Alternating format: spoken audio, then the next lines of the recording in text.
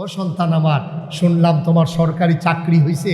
বাবা আমারে মসজিদের সভাপতি বানাইছে, মানুষ বড় ইজ্জত করে, মানুষ আমাকে বড় সম্মান দেয়।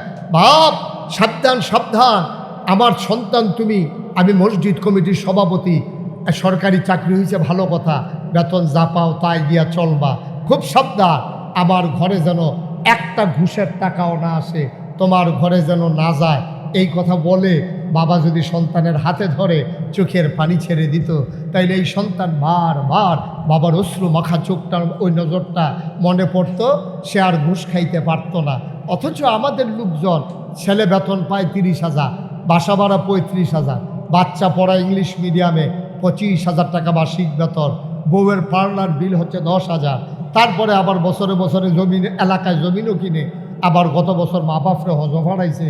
একবার এবারে জিজ্ঞানা পুত্রে, তুই 30,000 টাকা বেতন পাস, 35,000 টাকা বাসা ভাড়া দিয়া লাস, এখনও এ লাগে 5,000 বেশি, এরপরে 25,000 টাকা হইল তোর ইংলিশ মিডিয়াম ফুতের এই ভাড়া, এরপরে তোর গাড়ির ড্রাইভারের বেতন, তোর বউ বিলে কিতা করে সাজে, ব্রু প্লাক করে কিতা বিলে আইলাইনার বাইনালার আস্কারা মাস্কারা লাগাইয়া বিলে বিলে আনে, তো এইটা করতে বিলে লাগে আবার 10,000, এরপরে তুই দিয়ে আমারে তোরা মারে অফারাইলি হজ ফুতরে আবার খেতরা হজ বছরে বছরে টিয়াবালিকু। এই কথাটা কোনো বাফে জিগায় না, বাফের আরও ইচ্ছা লাগে, ঠিক কিনা? তুমি মসজিদ কমিটির সভাপতি, তোমার লজ্জা নাই, তোমার শরম নাই? তুমি না গেলে তোমার মানুষে কত ইজ্জত দিছে, তুমি কি ইজ্জতের জায়গাত রইছ? আমার দেশও মসজিদও কয়টা বেশি টিহা দিতে পারলে কয়টাতে 1 লাখ টাকা এক মুঠে মসজিদও দেওয়া হয়েছে, সকলে কয় এবার মসজিদ কমিটির সভাপতি বানাই দে। এই টিহা কি সুদের না ঘুষের না তে কি কারবার করে আনছে, এই টিহা একবারও কেউ খবর নিতে চায় না, ঠিক কিনা? আজকে সিদ্ধান্ত নিতে হবে, সুদখোর ঘুষখোর যারা প্রকাশ্যে দিবালুকেও সুদ খায়, যারা জানা মতো ঘুষ খায়, এইসব লোককে বাংলাদেশের মসজিদ কমিটিতে জায়গা দেওয়া হবে না। তাদেরকে ঝেঁটিয়ে পিটিয়ে বিদায় করতে হবে। তাদের সাথে আত্মীয়তা করবেন না। কোনো সুদখোরের কাছে, সুদখোরের মেয়ের কাছে ছেলে বিয়ে করাবেন না, সুদখোরের ছেলের কাছে নিজের মেয়ে বিয়ে দিবেন না। কাম লাগলে মাইয়া ফালবেন, কাম লাগলে হগিন্নি বেটির জিয়েরকে ফুতের কাছে মাইয়ারে বিয়ে দিবেন, তারপরেও সুদখোরের ঘরে দেবেন না। কারণ যেই মানুষটার শরীরটা সুদের টাকায় গড়া, খোদার কসম এই লোকটা জীবনও জান্নাতের মুখ দেখবে না, ঠিক কি না? সুদখুররে নিয়ে মসজিদের সভাপতি বানায়, সুদখুররে নিয়ে মসজিদের সেক্রেটারি বানায়, ঘুষখুররে নিয়ে কেশিয়ার বানায়, দেখছে যেন ক্যাশ টেহা আছে, মাথাটা গরম হয়ে যায়। আল্লাহ মাফ করুক, সবাই কোন আমিন। এই ব্যাপারে আপোষ করা যাবে না। প্রয়োজনে একটা রিক্সাওয়ালারও সভাপতি বানাবেন, যেই রিক্সাওয়ালা যোগ্যতা রাখে ইমাম ছুটিতে গেলে ইমামের জায়গায় দাঁড়াইয়া নামাজ পড়ানো, ঠিক কিনা? এইরকম সভাপতি বানাইবেন। আমরা ধনী সভাপতির দরকার নাই, আমরা ধনীর নমুনা দেখছি গেল, আমরা তারা টেহাজও জমাইছে। আরে আমার কষ্ট লাগে রে, এই ফিফরায় 6 মাস লাগাইয়া খানা জমাইছে, কারাই জানি মুড়া দিয়া ফিফরার বাসা ভাঙ্গা লাইছে। আমরা তারও 17 বছর লাগাইয়া টেহা টেহা টেহা জমাইতে জমাইতে জমাইতে জমাইতে ফলাফেন একটা দৌড়ান দিয়া কারবারটা কি থাকলো রে, মালয়েশিয়া কানাডা কত জায়গাত নিয়ে টেহা জমাইছ, এই টেহা লই সারা জায়গা। এত আনন্দ করার জন্য তুমি টাকা জমাইছ, আমরা হগিন্নি বেরিয়ে হইগরা বেড়া এক বিছনাত ঘুমায়, আর তুমি এত কোটি কোটি টাকা জমাইছ। তাই সরকারের এই বাংলাদেশের জনগণের টাকা তুমি লুণ্ঠন করেছ। এখন বউকো জামাইকো, কেউ কচু বুড়ার সিফা, কেউ কলা বুড়ার সিফা, হাতে হুইটাতে মাথার তলে হাত দিয়া, দেখছেন না সবই দিয়া, ঠিক কিরকম? অপরে গজবে ধরছে আমরা রে, যার গাও বেশি রক্ত, অর্থাৎ যার বেশি টাকা তার থেকে 2.5 টাকা হারে বের করে নাও। যার টাকা নাই এই টাকাগুলো সমপরিমাণে আবার বন্টন করে দাও, আগামী বছর যেন তে নিজেই আবার 2.5 টাকা দিতে পারে। এখন আবুল আহাব ছিল সুদের কারবারি, তে ছিল সবচেয়ে বড় সুদখোর, নবীর আফন চাচা। হেতে চিন্তা করলো মোহাম্মদের ইসলাম যদি কায়েম হয়, তা আমার ক্যাশ টেহাডি রে, ক্যাশ টেহা দিয়ে আমার টাইন্ডা টাইন্ডা বার করে আলেগো জমান্যা টেহাডি, কাম লাগলে টেহা যাও, খেলা সুন্দরও। হেতে ঘোষণা দিছে, মোহাম্মদের ইসলাম আটকাও, আমার টাকা বাঁচাও, টাকা লাগলে টাকা নাও। নাউজুবিল্লাহ বলবেন না? আজও বাংলাদেশে যারা পুঁজিপতি, বৈধ বৈধ নানানভাবে যারা টাকা কামাই করে বিভিন্ন শিল্প প্রতিষ্ঠানের মালিক হয়েছে, আজকে আমার যুব সমাজকে ধ্বংস করার জন্যে ওই বড় বড় শিল্প কারখানার মালিক যারা মেক্সিমকো বলো, প্রাণ RFL বলো, তারপরে সিটি গ্রুপ বলো, ম্যাগনা গ্রুপ বলো, ওরা দেখবা 31st নাইটের নামে TSC-তে ওপেন এয়ার কনসার্ট দেয়। আমার ছেলে মেয়েগুলো উত্তম নৃত্যে তারা পাগল হয়ে যায়, তারা নেশা করে, তারা মদ পান করে। এই দেশটার ভিতরে রাজধানীতে, খোদ রাজধানীতে 99% জন মুসলমানের দেশে আমার এই বড় বড় কোম্পানি টাকা দিয়া তারা স্পন্সর করে, ওপেন এয়ার কনসার্ট করে। পহেলা বৈশাখ, তারপরে আপনার বিজয় মেলা, এই 16ই ডিসেম্বর, 31st নাইট, 26শে মার্চ, তারপরে 14ই ফেব্রুয়ারি, ভ্যালেন্টাইন্স ডে, এইগুলা কইরা কইরা আমার যুব সমাজকে তারা ধ্বংস করতে চায়। অথচ এই বড় বড় কোম্পানিগুলো সারা বাংলাদেশে একটা তাফসীর মাহফিলও তারা স্পন্সর করে না, ঠিক কিনা বলেন? আপনি একটা গ্রুপ, প্রাণ গ্রুপে গিয়ে বলেন যে আমরা মুরাদনগরে বড় করে একটা মাহফিল করব, আপনারা এই টাকাটা দিয়ে দেবে না। যদি গিয়া কোন যে আমরা একটা মেলা করা, একটা ভাই কি শুরু করলেন আপনারা এখানে? যদি বলে যে আমরা মেলা করব, এখন মেলা করুণার সময় দেখবেন যে টেহাদে অন্য আছে, গানের শিল্পী আনবো, একটা ফাল দিয়া কয় এই শিল্পীটারে আনতে পারলে যা লাগে আমি দেন। কিন্তু একটা মানুষ পাওয়া যায় না যে ওই বক্তাটারে আনতে পারলে যা লাগে আমি দেব। এই কথা বলার লোকের বাংলাদেশে এখনো বড় অভাব, ঠিক কিনা? আমার আল্লাহ রাব্বুল আলামিন কোরআনুল কারীমের কত সুন্দর করে ওয়াজ করে দিলেন। আল্লাহ বলেন, লা ইন শাকারতুম লা আযীদান্নাকুম। ও দুনিয়ার মানুষ, নামত পেয়ে যদি শুকরিয়া আদায় করবে, যেই নামত পেয়ে শুকরিয়া আদায় করবে, শুকরিয়া আদায়ের কারণে ওই নামত আমার আল্লাহ আরো বহুত গুণে বাড়িয়ে দেবেন। বলেন সুবহানাল্লাহ। আমার আল্লাহ যা বলেন তা করেন নাকি করেন না? কম কম না বেশি বেশি? প্রমাণ আছে নাকি নাই? কোরআনুল কারীমে 30 পারায় সূরা বুরুজের শেষ অংশে আল্লাহ কত সুন্দর করে ওয়াজ করে দিলেন। আল্লাহ বলেন, ফাআলুল লিমা ইউরিদ। আমার আল্লাহ এমন আল্লাহ, তার যা মন চায় ওই কাজটাকে আমার আল্লাহ বেশি বেশি করে দেন। বলেন সুবহানাল্লাহ। আল্লাহ দুনিয়ার মানুষের মতো না। দুনিয়ার মানুষ বলে একটা, করে আরেকটা, ঠিক কিনা? অসুখে পড়লে একরকম, ভালো হয়ে গেলে আরেক রকম, বিপদে পড়লে একরকম, বিপদ দূর হয়ে গেলে আরেক রকম। দুনিয়ার মানুষ নদী পার হওয়ার আগে একরকম, নদী পার হয়ে গেলে আরেক রকম, ঠিক কিনা? আমার আল্লাহ যা বলেন তাই করে দেন। তিনি কখনো ওয়াদা খেলাফ করেন না। তিনি নিজেই নিজের ব্যাপারে ওয়াজ করে দিলেন। আল্লাহ বলেন, ইন্নাকা লা তুখলিফুল মিয়াদ। আমার আল্লাহ এমন আল্লাহ, তিনি কখনো ওয়াদা খেলাফ করেন না। ওয়াদা খেলাফ করা আমার আল্লাহর জন্য শোভা পায় না। বলেন সুবহানাল্লাহ। এই আল্লাহ আছেন নাকি নাই? ছিলেন নাকি ছিলেন না? থাকবেন নাকি থাকবেন না? আমার এই আল্লাহ কয়জন?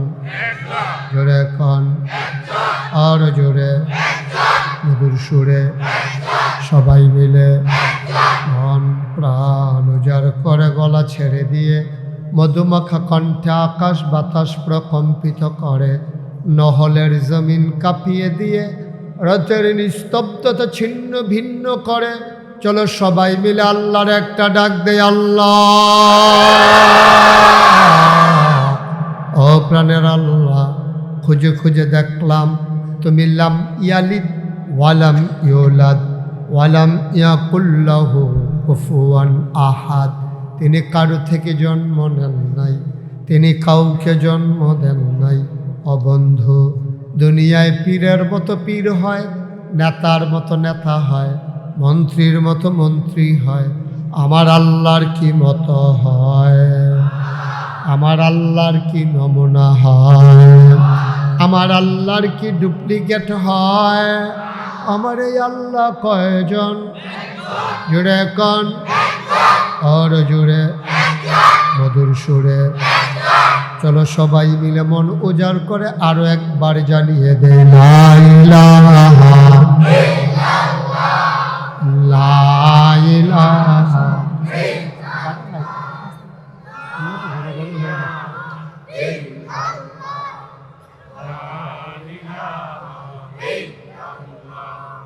লা ইলাহা লা ইলাহা আসমান জমিন গায়রুল্লাহ, পাহাড় পর্বত গায়রুল্লাহ।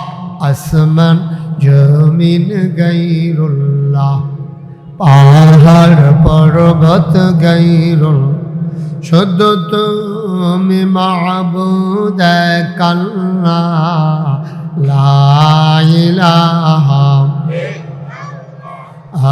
লা ইলাহা লা ইলাহা লা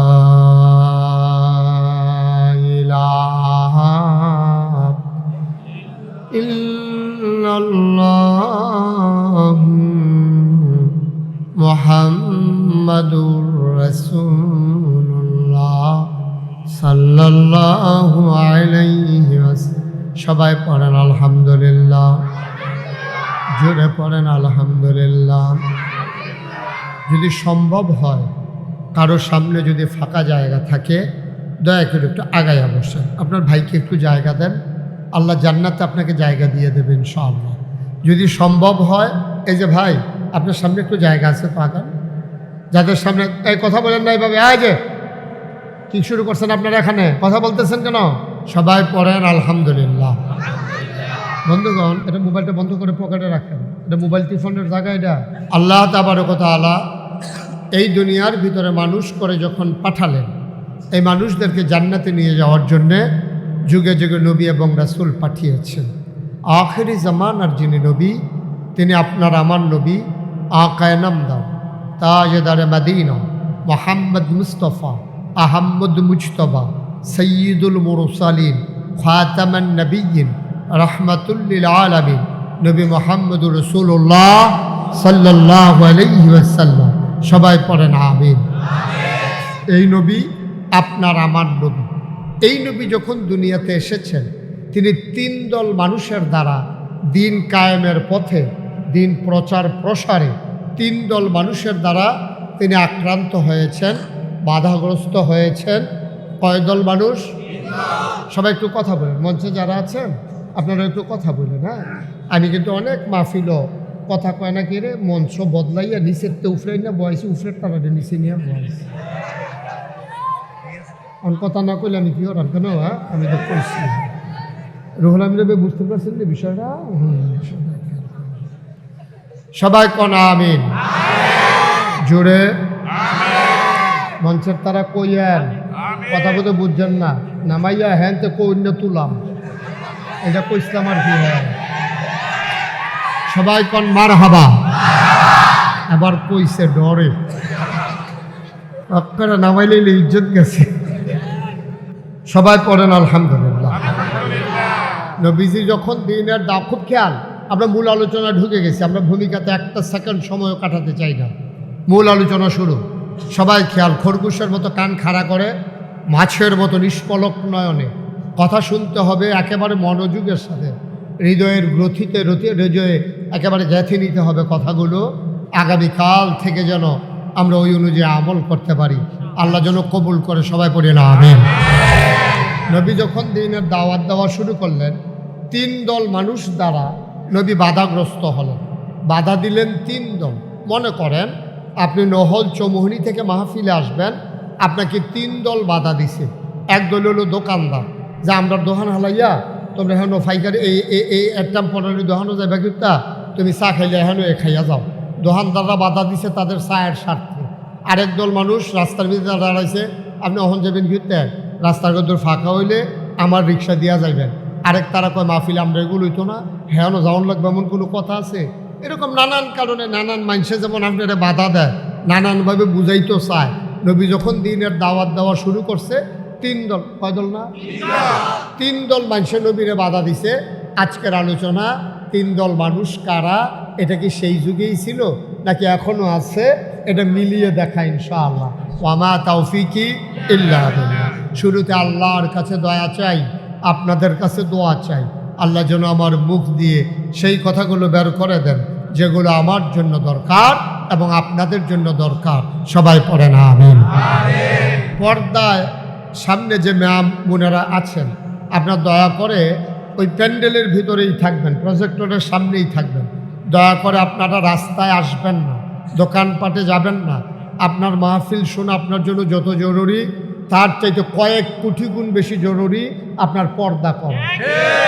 সুতরাং দয়া করে আপনারা মাহফিলের উসিলা দিয়া উঠতি বয়সের মাইয়াফান, এরপরে বেরিয়ে জামাই বিদেশ থাকে, আপনারা মনে করছেন এই মাহফিলের নাম দিয়া কতক্ষণ বাজারে একটা আড়া দিয়া হইলাম, এই কামটা আল্লাহর হস্তে কইরেন নাম্মা।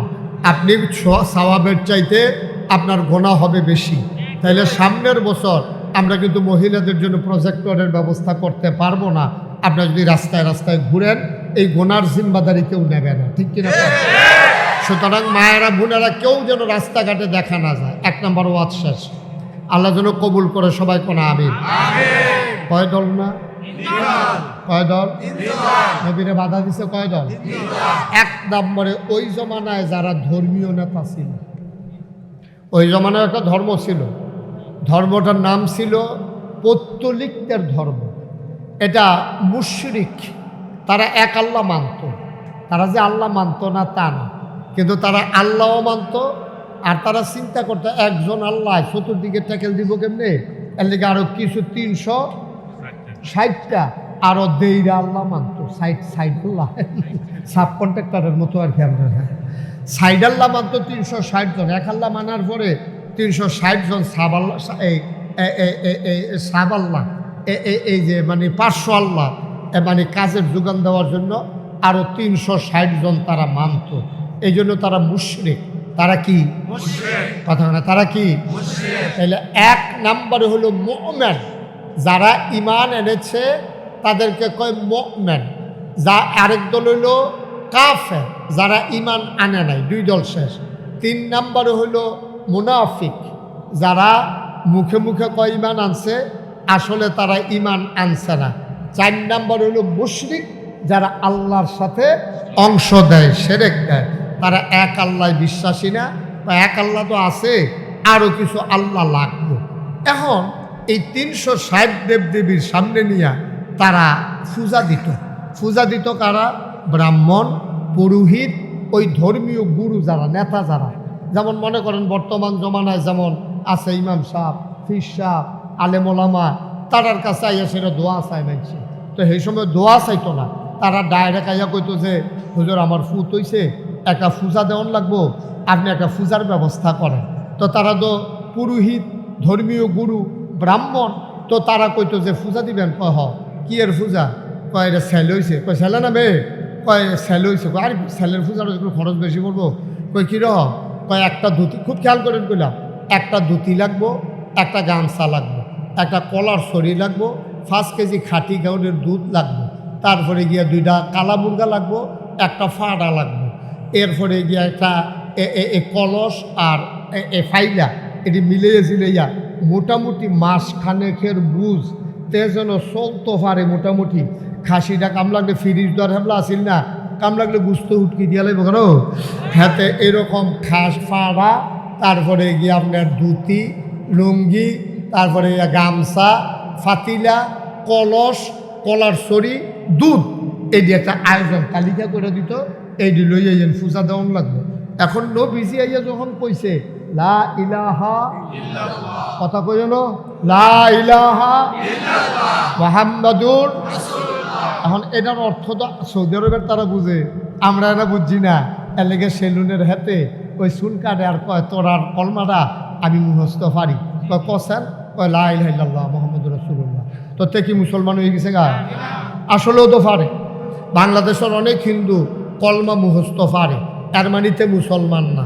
তাইলে ওই জমানায় যখন এই আরবি বুঝতো তো তারা অহনো তারা আরবি বুঝে, আমরা না আরবি বুঝি না, আমরা আরবি ভাষা বুঝি না বইলা, আমাদের ভাষা না বইলা আমরা সারাদিন লা ইলাহা ইল্লাল্লাহ জিকির করি। লা ইলাহা ইল্লাল্লাহ জিকির করতে আছে, ফিরসা বুজুর আইছে, খানকা তুলছে, জিকির চলতে আছে, এই লা ইলাহা ইল্লাল্লাহ জিকিরও করতে আছে, হ্যানতে বাড়িও সুদে টেহা লাগাইতে আছে, দাড়িও রাখছে, নামাজও ছাড়তে আছে, ডাড়াবাড়ি হরদমসে চলতে আছে। এই কারবার বাংলাদেশও আছে নাকি নাই? যখন নবীজি ১৫০০ বছর আগে কইছে লা ইলাহা ইল্লাল্লাহ, তাদের যারা ধর্মগুরু তারা বুঝা লাইছে লা ইলাহা ইল্লাল্লাহ কিতা বুঝতি কয় না। লা ইলাহা ইল্লাল্লাহ মানে হইল আমরা যে ৩৬০ দেবদেবী মানো, এই ৩৬০ দেবদেবী বাদ, অহন থেকে এক আল্লাহ। তো এক আল্লাহ মানে কি? এক আল্লাহর ইবাদত করতে হবে।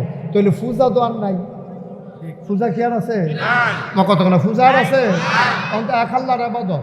এক আল্লাহর ইবাদত কিতা নামাজ, এক আল্লাহর ইবাদত কিতা রোজা, এক আল্লাহর ইবাদত কিতা হজ, এক আল্লাহর ইবাদত কিতা যাকাত। আর নামাজ পড়ানোর সময় কি আরেকবার দুটি কিনা দেওয়ান লাগবো? আরেকবার কি ফাড়া ছাগল দেওয়ান লাগবো? আরে কথা কয় না জুড়ে।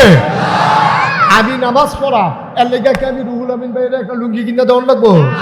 রুহুল আমিন ভাই যদি কয় যে ভাই আপনি যে নামাজ পড়বে আমার লুঙ্গি না দিলে কইলাম আমি আল্লাহর কাছে কইতাম না আপনার নামাজের কথা, তো আমি আপনাকে দিতে আমার আল্লাহর লোক আমি কথা কয়াম। তো হেতানটি যখন দেখছে যে নবীজি ডাইরেক্ট আল্লাহর লাইন দিয়ে দিছে, যার যার আবাদত পেতে করবো, ব্রাহ্মণ আর লাগতো না, ছাগল আর লাগতো না, দুতি আর লাগতো না, ফাড়া আর লাগতো না, কলস আর লাগতো না, এরপরে ফাইলে আর লাগতো না, দুধ আর লাগতো না। এটা যখন বুঝ জ্বালাইছে তখনকার ধর্মগুরু যারা তারা চিল্লান দিয়া কয় আরে বাবারে সর্বনাশ, এই ধর্ম কায়েম হইলে দুনিয়ার ভিতরে গজব হইয়া যাইব গা। দুনিয়াত গজব হইতো না, তোমার কামাইত গজব হইয়া যাবে। তৎকালীন জামানায় এক নম্বরে বিরোধিতা করেছে ওরা। ওরা দেখেছে পূজা বন্ধ হইলে কলা শেষ, খেয়াল করে, পূজা বন্ধ হইলে ফাড়া শেষ, পূজা বন্ধ হইলে দুধ শেষ, পূজা বন্ধ হইলে ধুতি শেষ, পূজা বন্ধ হইলে গামছা শেষ, পূজা বন্ধ হইলে কামাই শেষ। আজকে বাংলাদেশেও ওই তৎকাল আয় ছেলে আয় ছেলে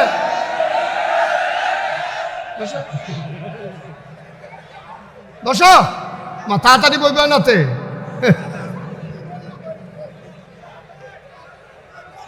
ওয়াজটা শুরু করছি না, তাই মনে করছে অন্য হুজুর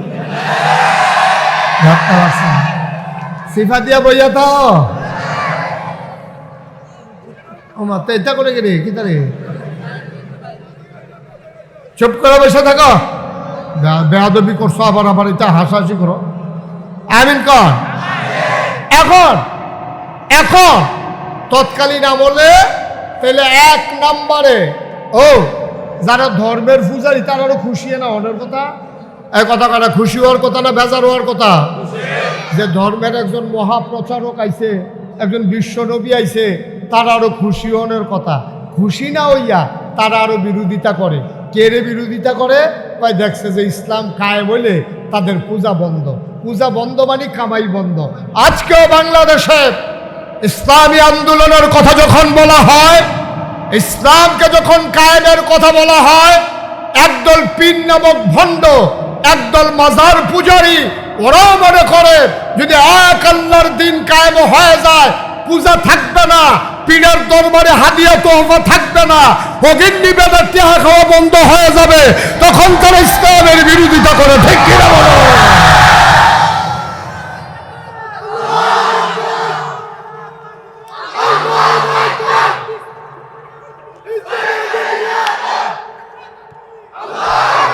সবাই পড়ে না আবেন।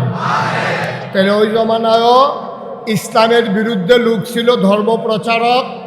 এই জমানায়ও এই ইসলামের বিরুদ্ধে একদল ধর্ম ব্যবসায়ী নামদারি, যারা সময়ে সময়ে ধর্মের ব্যবহার করে, ধর্মের নাম দিয়া তারা গানের আসর করে, ধর্মের নাম দিয়া তারা পূজার আসর করে, পীরের পায়ে সেজদা দেয়, পীরে মাজারে গিয়া সেজদা দেয়, আমার ধর্মকে কলুষিত করে, ধর্মকে ব্যবহার করে যারা কামাই রোজগারের বন্দোবস্ত করে, তারা প্রকৃত দিন প্রচার প্রসারে তারা বাধা হয়ে দাঁড়ায়। ঠিক কিনা বলো? তাহলে ওই জমানায়ও ছিল, এই জমানায়ও কথা কয় আছে নাকি নাই? বাচ্চাগুলোকে থামান।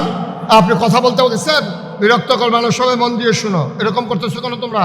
কয় দল লোক কথা করা বিরোধিতা করছে? কয় দল? তাহলে এক দল গেল ধর্মের নামে যারা পূজারী মুশরিক, যারা শিরিক করেছে। দেখেন এই ব্যাপারে কোরআন শরীফে কত সুন্দর মজার কথা। একজন লোক ছিল, তার নাম লোকমান। মানে জমহুর ওলামায়ে কেরামের মতে তিনি নবী ছিলেন না, তিনি আল্লাহর ওলি ছিলেন। ওনার কথাগুলো এত পছন্দ হয়েছে আল্লাহর, এই কথাগুলোকে আল্লাহ তাবারক ওয়া তাআলা কোরআনুল কারীমে কোট করে একটা সূরার শিরোনাম দিয়েছেন সূরা লোকমান। এই সূরার ভিতরে আল্লাহ তাবারক ওয়া তাআলা তার মনের কথাগুলো এখানে তুলে ধরেছেন। উনি একদিন ওনার সন্তানকে ডেকে বলতেছেন, ইয়া বুনাইয়া লা তুশরিক বিল্লাহ ইন্নাশ শিরকা লাযুলমুন আযীম। হে আদরের সন্তান, ইয়া বুনাইয়া, হে আমার আদরের সন্তান, লা তুশরিক বিল্লাহ, আল্লাহর সাথে কাউকে শরীক করবি না। ইন্নাশ শিরকা লাযুলমুন আযীম, শিরক হলো সবচেয়ে বড় গুনাহ, সাবধান, এই কাজটা তুই করবি না। ছেলেকে ডাক দিয়া বলতেছে, বাবা, আমরাও তো বাবা, আমারও তো দুইটা ছেলে আছে। আপনারা যারা এখানে আছেন আপনাদেরও সন্তান আছে, মাঠে যারা আছেন তাদেরও অনেকের সন্তান আছে, অনেকের সন্তান হবে। কিন্তু আফসোস কি জানেন, আমরা সন্তানকে অনেক কথা বলি, কেমনে জায়গা জমি চাষ করবে, কেমনে জমিন কিনা লাগবে, কেমনে কি করতে হবে, মরার আগে সব বলে যায়, কিন্তু এক আল্লাহর কথা বলে যাইতে মনে থাকে না। ঠিক কিনা? আপনি তো বলেন না, আপনি মসজিদের কমিটির সভাপতি, আপনার ছেলেকে তো আপনি হাতে ধরে বলেন নাই, ও সন্তান আমার, শুনলাম তোমার সরকারি চাকরি হয়েছে, বাবা আমারে মসজিদের সভাপতি বানাইছে, মানুষ বড় ইজ্জত করে, মানুষ আমাকে বড় সম্মান দেয়। বাপ, সাবধান সাবধান, আমার সন্তান তুমি, আমি মসজিদ কমিটির সভাপতি, সরকারি চাকরি হয়েছে ভালো কথা, বেতন যা পাও তাই দিয়া চলবা, খুব সাবধান, আমার ঘরে যেন একটা ঘুষের টাকাও না আসে, তোমার ঘরে যেন না যায়। এই কথা বলে বাবা যদি সন্তানের হাতে ধরে চোখের পানি ছেড়ে দিত, তাইলে এই সন্তান বারবার বাবার অশ্রু মাখা চোখটা, ওই নজরটা মনে পড়তো, সে আর ঘুষ খাইতে পারতো না। অথচ আমাদের লোকজন, ছেলে বেতন পায় 30,000, বাসা ভাড়া 35,000, বাচ্চা পড়া ইংলিশ মিডিয়ামে 25,000 টাকা বার্ষিক বেতন, বউয়ের পার্লার বিল হচ্ছে 10,000, তারপরে আবার বছরে বছরে জমিন, এলাকায় জমিনও কিনে, আবার গত বছর মা বাপরে হজ ভাড়াইছে। একবার এবারাই জিজ্ঞানা, পুত্রে তুই 30,000 টাকা বেতন পাস, 35,000 টাকা বাসা ভাড়া দিয়া লাস, এখানে লাগে 5,000 বেশি, এরপরে 25,000 টাকা হইল তোর ইংলিশ মিডিয়াম ফুতের এই ভাড়া, এরপরে তোর গাড়ির ড্রাইভারের বেতন, তোর বউ বিলে কিতা করে সাজে, ব্রু প্লাক করে কিতা বিলে আইলাইনার বাইনালার আস্কারা মাস্কারা লাগাইয়া বিলে বিলে আনে, তো এইটা করতে বিলে লাগে আবার 10,000, এরপরে তুই দিয়ে আমারে তোরা মারও ফাড়াইলি হজ, ফুতরে আবার খেতরা হজ বছরে বছরে টিয়াবালিকু। এই কথাটা কোনো বাফে জিগায় না, বাফের আরও ইচ্ছা লাগে। ঠিক কিনা? তুমি মসজিদ কমিটির সভাপতি, তোমার লজ্জা নাই, তোমার শরম নাই? তুমি না গেলে তোমার মানুষে কত ইজ্জত দিছে, তুমি কি ইজ্জতের জায়গাত রইছ? আমার দেশ মসজিদও কয়টা বেশি টিহা দিতে পারলে, কয়টাতে 1 লাখ টাকা এক মুঠে মসজিদও দেওয়া হয়েছে, সকলে কয় এবার আরে মসজিদ কমিটির সভাপতি বানাই দে। এই টিহা কি সুদের না ঘুষের না তে কি কারবার করে আনছে, এই টিহা একবারও কেউ খবর নিতে চায় না। ঠিক কিনা? আজকে সিদ্ধান্ত নিতে হবে, সুদখোর ঘুষখোর যারা প্রকাশ্যে দিবালুকেও সুদ খায়, যারা জানা মতো ঘুষ খায়, এইসব লোককে বাংলাদেশের মসজিদ কমিটিতে জায়গা দেওয়া হবে না। তাদেরকে ঝেঁটিয়ে পিটিয়ে বিদায় করতে হবে। তাদের সাথে আত্মীয়তা করবেন না। কোনো সুদখোরের কাছে, সুদখোরের মেয়ের কাছে ছেলে বিয়ে করাবেন না, সুদখোরের ছেলের কাছে নিজের মেয়ে বিয়ে দিবেন না। কাম লাগলে মাইয়া ফালবেন, কাম লাগলে হগিন্নি বেটির জিয়েরকে ফুতের কাছে মাইয়ারে বিয়া দিবেন, তারপরেও সুদখোরের ঘরে দেবেন না। কারণ যেই মানুষটার শরীরটা সুদের টাকায় গড়া, খোদার কসম এই লোকটা জীবনও জান্নাতের মুখ দেখবে না। ঠিক কি কথা? সুদখোর নিয়ে মসজিদের সভাপতি বানায়, সুদখোর নিয়ে মসজিদের সেক্রেটারি বানায়, ঘুষখোর নিয়ে ক্যাশিয়ার বানায়, দেখছে যেন ক্যাশ টেহা আছে, মাথাটা গরম হয়ে যায়। আল্লাহ মাফ করুক, সবাই কোন আমিন। এই ব্যাপারে আপোষ করা যাবে না। প্রয়োজনে একটা রিক্সাওয়ালারও সভাপতি বানাবেন, যেই রিক্সাওয়ালা যোগ্যতা রাখে ইমাম ছুটিতে গেলে ইমামের জায়গায় দাঁড়াইয়া নামাজ পড়ানো। ঠিক কিনা? এইরকম সভাপতি বানাইবেন। আমরা ধনী সভাপতির দরকার নাই। আমরা ধনীর নমুনা দেখছি কেন আমরা তারা টেহাজে জমাইছে। আরে আমার কষ্ট লাগে রে, এই ফিফরায় 6 মাস লাগাইয়া খানা জমাইছে, কারাই জানি মুড়া দিয়া ফিফরার বাসা ভাঙ্গা লাইছে। আমরা তারও 17 বছর লাগাইয়া টেহা টেহা টেহা জমাইতে জমাইতে জমাইতে জমাইতে ফলাফেন একটা দৌড়ান দিয়া কারবারটা কি থাকলো রে। মালয়েশিয়া, কানাডা, কত জায়গাত নিয়ে টেহা জমাইছ, এই টেহা লইয়া গেছে জায়গা। এত আনন্দ করার জন্য তুমি টাকা জমাইছ, আপনার হগির নিবে নিয়ে হইগরা বেড়া এক বিছনাত ঘুমায়, আর তুমি এত কোটি কোটি টাকা জমাইছ। তাই সরকারের এই বাংলাদেশের জনগণের টাকা তুমি লুণ্ঠন করেছ।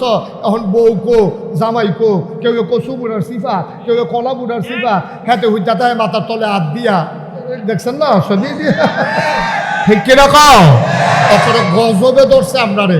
আল্লাহ যেন হেফাজত করে সবাই করা হবে। কয় দল মানুষ কথা কেন, কয় দল?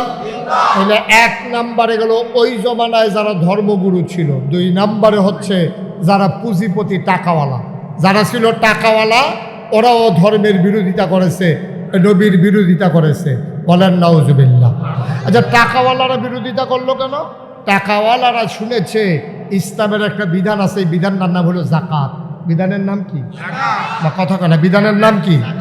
বিধানের নাম হচ্ছে জাকাত। তারা শুনেছে যে হালাল কামাই থেকে নেশাব পরিমাণ মাল হয়ে গেলে 2.5 টাকা হারে জাকাত দিতে হয় সরকারের তহবিলে। ওখান থেকে সরকারের তহবিল ধাতব্য প্রতিষ্ঠানে ওই টাকাগুলো বন্টন করে দেবে। যারা অসহায়, যারা নিঃস্ব, তাদের মাঝে বিলি করে দেবে। যারা হাই প্রেশার তারা তো রক্ত বার করবো সিরিজ দিয়ে টাইনা, আর যারা লো প্রেশার সেই রক্ত তারা শরীরের ভিতরে ঢুকাই দিব। সুবহানাল্লাহ কয় না? কথাটা বুঝেন নাই? হাই প্রেশার কারক আপনারা কি জানেন? মানে উচ্চ রক্তচাপ, মানে তার শৈল রক্ত বেশি। এখন হাই প্রেশারের রক্ত শৈল যে রক্ত এমনি বেশি, এর লেগে তারা হাই প্রেশার কয়। ওখানে এটার ভিতরে কি আরও রক্ত দেও না খুল। এই পুঁজিপতি সমাজ হইল যার টেহা আছে তারা আরও টেহা দাও, যার মাথার তেল আছে তারা আরও তেল দাও। তো এমনি এই রক্তের সাফে যে কোনো সময় স্ট্রোক করতে পারে, তারে দিছে আরও রক্ত। আর যে তার শৈল রক্ত নয়, শূন্য হয়ে গেছে, ফ্যাকাশে হয়ে গেছে চেহারা, চোখ বেড়াইয়া গোলো হয়ে গেছে, হাত ফাও লাড়তে পারে না, হ্যাঁ তার শৈল 1 ফোঁটা রক্ত নয়, তারে সিরিজ দিয়ে টাইম না আরও তার রক্ত বার করে লাইতে আছে। এটা হইল পুঁজিপতি সমাজ। আর ইসলামের সমাজ হইল যার গাও বেশি রক্ত, অর্থাৎ যার বেশি টাকা তার থেকে 2.5 টাকা হারে বের করে নাও। যার টাকা নাই এই টাকাগুলো সমপরিমাণে আবার বন্টন করে দাও, আগামী বছর যেন তে নিজেই আবার 2.5 টাকা দিতে পারে। এখন আবু লাহাব ছিল সুদের কারবারি, তে ছিল সবচেয়ে বড় সুদখোর, নবীর আফন চাচা। হেতে চিন্তা করলো মোহাম্মদের ইসলাম যদি কায়েম হয় তা আমার ক্যাশ টেহাডি রে, ক্যাশ টেহা দিয়ে আমার টাইন্ডা বার করে আলেগো জমান্যা টেহাডি, কাম লাগলে টেহা যাও, খেলা সুন্দরও। হেতে ঘোষণা দিছে মোহাম্মদের ইসলাম আটকাও, আমার টাকা বাঁচাও, টাকা লাগলে টাকা নাও। নাউজুবিল্লাহ বলবেন না? আজও বাংলাদেশে যারা পুঁজিপতি বৈধ নানানভাবে যারা টাকা কামাই করে বিভিন্ন শিল্প প্রতিষ্ঠানের মালিক হয়েছে, আজকে আমার যুব সমাজকে ধ্বংস করার জন্যে ওই বড় বড় শিল্প কারখানার মালিক যারা, মেক্সিমকো বলো, প্রাণ আরএফএল বলো, তারপরে সিটি গ্রুপ বলো, ম্যাগনা গ্রুপ বলো, ওরা দেখবা 31st নাইটের নামে টিএসসিতে ওপেন এয়ার কনসার্ট দেয়। আমার ছেলে মেয়েগুলো উত্তম নৃত্যে তারা পাগল হয়ে যায়, তারা নেশা করে, তারা মদ পান করে। এই দেশটার ভিতরে রাজধানীতে, খোদ রাজধানীতে 99% জন মুসলমানের দেশে আমার এই বড় বড় কোম্পানি টাকা দিয়া তারা স্পন্সর করে, ওপেন এয়ার কনসার্ট করে। 1 বৈশাখ, তারপরে আপনার বিজয় মেলা, এই 16 ডিসেম্বর, 31st নাইট, 26শে মার্চ, তারপরে 14ই ফেব্রুয়ারি, ভ্যালেন্টাইন্স ডে, এইগুলা কইরা আমার যুব সমাজকে তারা ধ্বংস করতে চায়। অথচ এই বড় বড় কোম্পানিগুলো সারা বাংলাদেশে একটা তাফসীর মাহফিলও তারা স্পন্সর করে না। ঠিক কিনা বলেন? আপনি একটা গ্রুপ, প্রাণ গ্রুপে গিয়ে বলেন যে আমরা মুরাদনগরে বড় করে একটা মাহফিল করব, আপনারা এই টাকাটা দিয়ে দেবে না। যদি গিয়া কোন যে আমরা একটা মেলা করা, একটা ভাই কি শুরু করলেন আপনারা এখানে? যদি বলে যে আমরা মেলা করব, এখন মেলা করুণার সময় দেখবেন যে টেহাদে উন্না আছে, গানের শিল্পী আনবো, একটা ফাল দিয়া কয় এই শিল্পীটারে আনতে পারলে যা লাগে আমি দেন, কিন্তু একটা মানুষ পাওয়া যায় না যে ওই বক্তাটারে আনতে পারলে যা লাগে আমি দেব। এই কথা বলার লোকের বাংলাদেশে এখনো বড় অভাব, ঠিক কিনা? কারণ কি? কারণ কি? কারণ হচ্ছে ওই ১,৫০০ বছর আগে ওরাই নবীর বিরোধিতা করেছিল টাকাওয়ালা মানুষগুলো। এখন ওই টাকাওয়ালা মানুষগুলো ইসলামের বিরোধিতা করে। তারা মনে করে যে বৈধ পথে কামাই, ইসলাম আসলে আবার আমার কামাই চলে যায় কিনা। এই জন্য এখনও ওরা বড় বড় শিল্প কারখানাগুলো তারা শ্রমিকের টাকা মারে, ন্যায্য মজুরি দিতে চায় না। তারা কখনোই কোরআনের মাহফিলে স্পন্সর করে না, তারা স্পন্সর করে ওপেন এয়ার কনসার্টে। এইভাবে তৎকালীন জমানায় ২ নম্বরে টাকাওয়ালারা বিরোধিতা করেছে, ঠিক কিনা বলে? ৩ নম্বর, আল্লাহর নবীর যারা বিরোধিতা করেছে ৩ নম্বরে ওই মানুষগুলো, যেই মানুষগুলো তৎকালীন সমাজে সমাজ পরিচালনা করত, যারা সমাজপতি ছিল, ওরা তৎকালীন জামানায় আল্লাহর নবীর বিরোধিতা করেছে। তারা চিন্তা করে দেখেছে মুহাম্মাদের চরিত্র বড় নিষ্কলুষ, তার চরিত্রের ভিতরে কোনো কালিমা নাই। এই মক্কার কাফেরগুলো আমার নবীর নাম দিছে আল আমিন, তারা আমার নবীর নাম দিয়েছে সাদেক। তারা বলেছে নবী সত্যবাদী। এই সত্যবাদী কিন্তু আমরা নহলের মানুষ বলি নাই, আমরা বাংলাদেশের মানুষ বলি নাই, আমরা মুসলমান বলি নাই। আমার নবীকে সত্যবাদী বলেছে তৎকালীন জামানার কাফেরেরা, ঠিক কিনা? আমরা কি ওই সময় ছিলাম? বা কথা কেন, আমরা ছিলাম ওই সময়? একটা মুসলমানও নবীজিকে আলামিন বলে না। আলামিন বলেছে কাফেরেরা, সাদেক বলেছে কাফেরেরা। তারা নবীর কাছে নিয়ে মালসামানা জমা রাখছে, বিশ্বাস করছে, নেতা মানছে আবু জেহেল রে, কিন্তু নেতা মানছে আবু জেহেল রে, টেহানিয়া জমা রাখে নবীজির কাছে। সুবহানাল্লাহ কইতেন না? তো মাইনসি আবার জিজ্ঞাসা, ও তুমি দেখ তোমরা যদি মোহাম্মদ রে মানো না, তো এবারের কাছে নিয়ে টেহা জমা রাখো কিতা?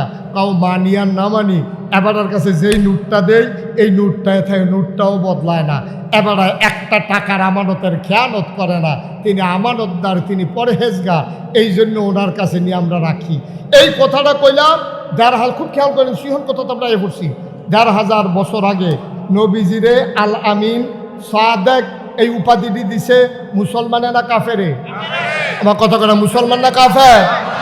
এখন যখন ৪০ বছর বয়স নবীর পূর্ণ হয়েছে, নবুয়তের ঘোষণা যখন নবীজির কাছে আসছে, নবীজিকে যে বড়াইন এসে সালাম দিলেন। সবাই আমার সাথে পড়েন, আসসালাতু ওয়াসসালামু আলাইকা ইয়া রাসূলুল্লাহ, আসসালাতু ওয়াসসালামু আলাইকা ইয়া হাবিবাল্লাহ, আসসালাতু ওয়াসসালামু আলাইকা ইয়া রাহমাতাল লিল আলামিন, আসসালাতু ওয়াসসালামু আলাইকা ইয়া শাফিআল মুজনবিন।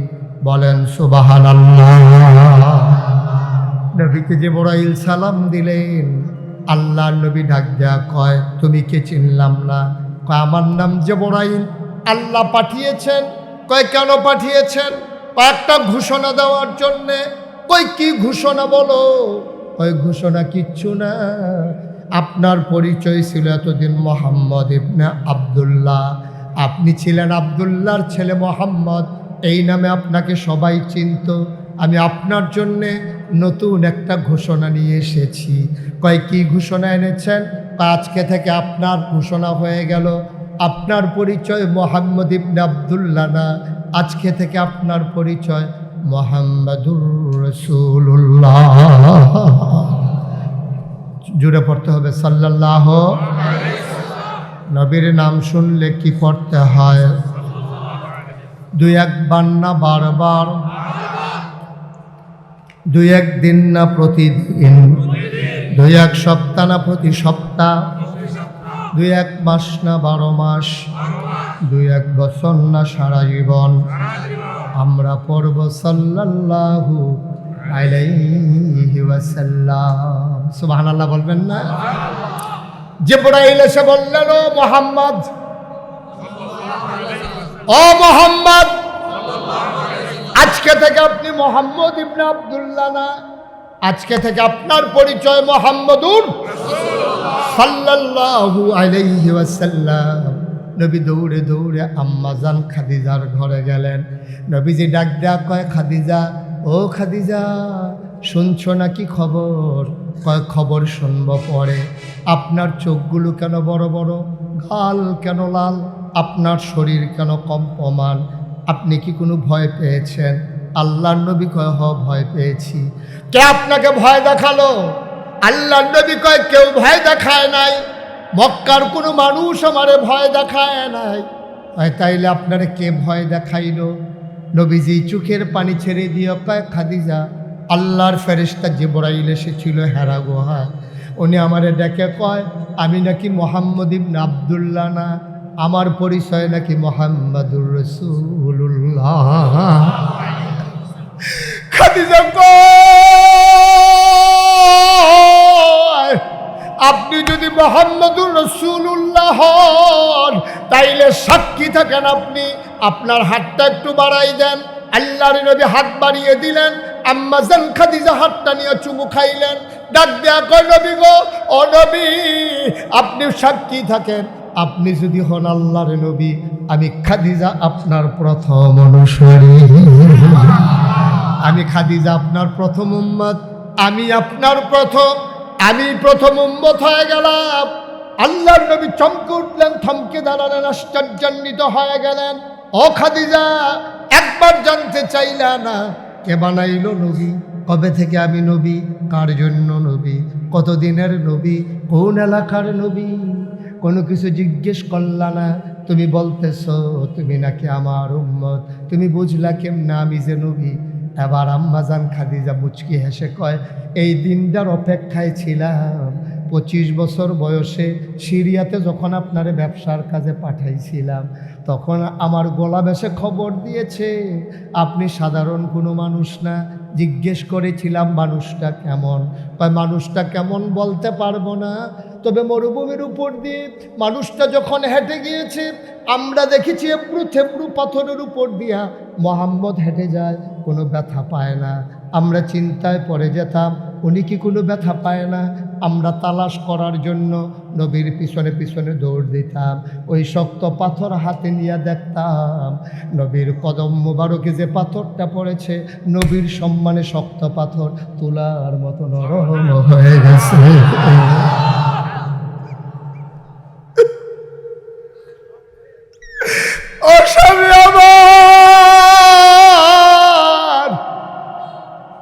আমি আমার গোলামকে জিজ্ঞেস করেছিলাম এই মানুষটা কেমন মানুষ? গোলাম আমাকে বলেছে প্রচণ্ড রোদের ভিতর দিয়া যখন মানুষের মাথা ফেটে যাওয়ার মতো অবস্থা, রোদের ভিতরে কেউ বের হয়ে যায় না, আপনি নাকি ওই রাস্তা দিয়ে হেঁটে গেছেন। আমি বললাম কেমন করে হেঁটে গেল? ছাতি পাইল কই? কই ওনার ছাতি লাগে নাই, মাওলা তার ছাতির ব্যবস্থা করেছে। আকাশের একটা মেঘের টুকরা, উনি যেদিকে যায় মেঘের টুকরাও সেদিকে যায়। সেই দিন আমি বুঝেছি আপনি সাধারণ কোনো মানুষ না, নিশ্চয়ই আপনার একটা ঘোষণা আসবে। শুধু ঘোষণাটার বাকি, আপনাকে আমার বিয়ে করার কোনো দরকার ছিল না। এর আগে আমি 2 স্বামীর সংসার করেছি।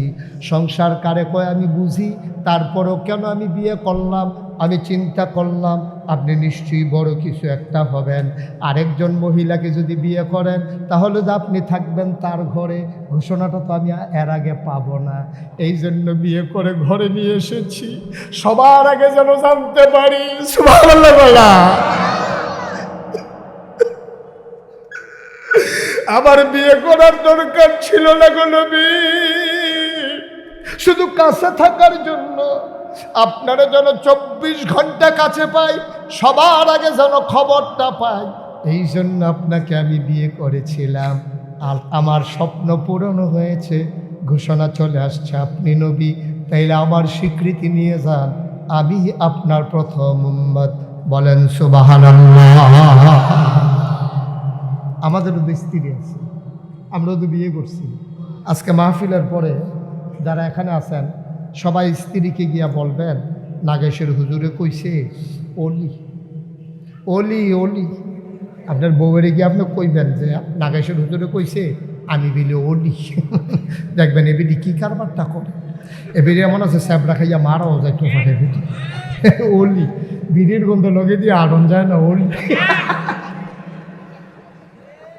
বিড়ির গন্ধ লগে দিয়ে আড়তাম পারি না তাই নিয়ে অলি আমি আরেক ফাইল হইতে হুতন লাগে ঘুমান লাগে জীবনে এক ফেল ফিরা ঘুমাই গেলাম না তাই নিয়ে অলি অলি অলি বাতে বালিশ নিয়ে বারান্দার চান অলি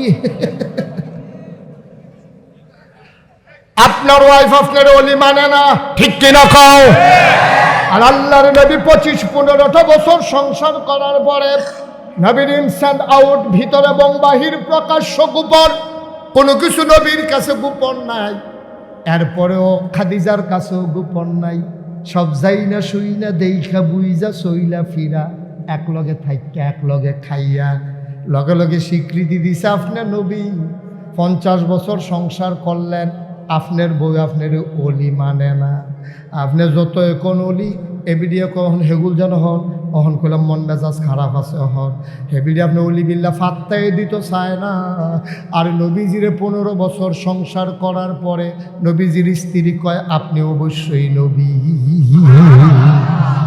পার্থক্য আছে নাকি নাই আপনারা তো মানে না তো আপনার ওয়াইফে আপনার অলি এর দূরে তো মানে না মানবো কেমন খাইছত খারাপ তো খাইছত খারাপ এবার আইলের তো গরু লইয়া নাম তলেছে গরুয়ে দৌড় দিছে তো গরুর আর দড়ির সাইডে দিল তো সারে এটার দৌড়ে বইয়ে রয়েছে কীর্তি অহন তেজে গরুর দড়িত বইয়ে রয়েছে আর গরু তো জুড়ে দৌড় যাচ্ছে গরুর লোকে বেটা পারে এই দড়ি দৌড়ে দিয়ে হ্যাসান খাইয়া পড়ে আডু মাডু এটা এসারেত করে লুঙ্গিটা না সিরা লুঙ্গিটা লইয়া সিফা সাফা দিয়া বুড়া গাইলা যখন ভাগ্যা জিগেছে লুঙ্গিটা কো কানে গেছে কেন চাইবে না লুঙ্গিটা কি কানে কি চালাইছে না গুমুর গুমুর করা এই খচ্চতর মানুষের আল্লাহ এই বেডে তো অলি স্বীকার করবো কেমনে কথায় কথায় গোরান দিয়ে চালায় বহে ফিটে ধরাইলা গুমুর করে কিন দিয়ে আসেনি রে খাচ্ছ আমরা এগুলো বুঝাইতে নাই ওই হুদা আসেনি কি একটা দমাদম যায় রাইতে না ওনা যায় আহারে মুসলমান রে আহারে মুসলমান ভাই কুদ্দুর চিন্তা করে নো কুদ্দুর চিন্তা করে এরকম খারাপ বেড়ে আগেও আছে এর লেগে কোনো এমনি ধরে ধরে কই নেইছে না ওমরের জমানায় এক সাহাবার বউ আছিল সেতা এবার আর লোকে খালি কথায় কথায় তর্ক করে আবার তুমি যে আমার লোকে এমন করো আমি বললাম উমরের থেকে বিচার দিলাম কত ধরে রাখছে কেন এবার বুঝেন বেডিরা কত সেতা আপনি কি আমি ধরে রাখছি বিচার দিলে দিবে না গিয়া এবারে চিন্তা করলো কই আলেছি না বাড়ি গেলে এবারে বাড়িয়া গেছে উমরের বাড়ির গাড়া গিয়া সেটা দেখো উমরের গড় আরো আগুন জ্বলতে আছে এবারে কয়জন মার্শাল্লাহ আমরা কি তো যদি বিচার দিতাম ইসলাম তারা গড় দিয়ে আরো আগুন এবার বেড়ায় ফিরে জাগে চলেছিল নবীর সাহাবা উমরেও ঘরের বাড়িয়া দেহে একটা লোক জায়গাটা ডাকিয়েছে ও না যায় কই ইসলাম ইসলাম তো আপনার কাছে কই কে রে ইসলাম না সারব কই কি সারবো কোনো বুঝইছে তো আমরা আপনার হাতে ভালো আছি মাশাল্লাহ করে কি তা ইসলাম কে রে ইসলাম কইতে পারো না না ইসলাম বউয়ের ব্যাপারে বিচার দিতাম আইয়া দেখি যে আমরা করো রোজ আপনারা করো আগুন আমার তো বইয়ে দেখিতেছে কি আর বিচার দাম ভাইয়া দেখিতেছি ভালো আছি ওনাকে ঘরে গিয়ে মিল দিয়ালাম চিন্তা করছি ডাক দিয়া যখন জিগাইছেন কথাটা কইয়ে যাই আমার দি মনটায় কয় বলে যখন বাড়াবাড়ি করে মারতাম মনটায় কয় আপনি উমরের কি রাগ হয় না আপনার ওয়াইফ আপনার লগে যে কথা কয় আপনার সেট উড়ে না কয় সেট দৌড়ে মাঝে মাঝে তো নিয়ত কইরা লাই কয় নিয়ত পরে ভাঙেন কেমনে নিয়ত কইরা সেটা নিয়তরা পরে কেমনে ভাঙেন কয় চিন্তা কইরা দেখলাম এই বেডিটারে কোনো আমি চিনতাম না এই মহিলারও আমারে চিনত না কেমনে কেমনে বিয়ার পয়গাম গেছে 3 বার মাত্র আমি কবুল কইছি বেডিয়ে কবুল কইছে আমি তো কিচ্ছু সারণ লাগছে না রে আমার ওয়াইফ বিয়া বওয়ার কারণে তার বাড়ি ছাড়ছে তার ঘর ছাড়ছে তার আব্বা ছাড়ছে তার আম্মা ছাড়ছে যেই বালিশটাত মাথা রাখা ঘুমাইতো বালিশটাও বাপের বাড়িতে রাখাইছে যেই বান্ধবীরারে লইয়া খেলতো বান্ধবীরারও কাউরে আনতে পারে নাই যেই বাসুন্ডার মধ্যে বইয়া খাইতো বাসুন্ডাও ফালাই দিয়ে আইছে এই মহিলাটা আমার সাথে কবুল করার কারণে আব্বা সারলো আম্মা সারলো বাড়ি সারলো ঘর সারলো ভাই সারলো বোন সারলো মাথার বালিশ ফালাইলো, খাবারের প্লেট ছাড়লো, বান্ধবীদেরকে ফালাইলো। যেই মহিলারা 3 বার কবুল করার কারণে সব কিছু ছাইরা আমার লগে আইলো, আমি বুঝি এবিডির দিকে তাকাইয়া মনের জিদরা একটু ছাড়তে পারি না। এই জন্য রাগ দেখাইলো, আমি আর রাগ দেখাই না, নিয়ত করে লাইছি বেডিরা আমার লাগে অনেক করছে রে, আমার ঘরটারে নিজের ঘর বানাই লাইছে, আমার দ্বারা এটা সম্ভব না রে ভাই। ও মুসলমান, এই 3 দল মানুষ নবীর বিরোধিতা করলো, আজও 3 দল মানুষ ইসলাম কায়েমের পথে বাধা হয়ে দাঁড়ায়। আজও 3 দল মানুষ এই ইসলাম কায়েমের পথে বাধা হয়ে দাঁড়ায়।